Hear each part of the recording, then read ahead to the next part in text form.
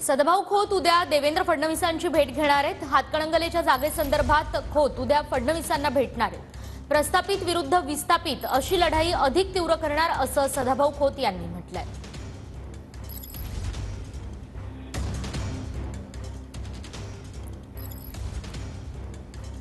हातकणंगलेच्या मतदारसंघातून रयत क्रांती संघटनेच्या माध्यमातून 2019ला आम्ही तयारी केलेली होती। तळागाळापर्यंत आम्ही पोहोचलेलो होतो आणि सर्वसामान्य जनतेची नाळ आमच्याशी जोडली गेलेली होती।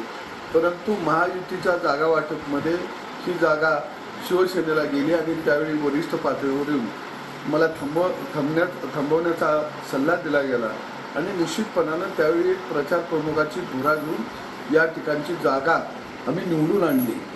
यानंतर कालांतराने ही सगळी परिस्थिती एकंदरीत मतदारसंघातली बदलली। महाविकास आघाडी सरकार राज्यामध्ये आलं, त्यांच्या विरोधामध्ये सातत्यानं रस्त्यावरची आम्ही लढाई लढली आणि ही लढाई लढत असताना सर्वसामान्य माणसाची नाळ मात्र तुटू दिली नाही आणि म्हणून लोकसभेची जागा ही आत्ता रयत क्रांती संघटनेला मिळाली पाहिजे ही महायुतीकडं आम्ही मागणी केलेली होती।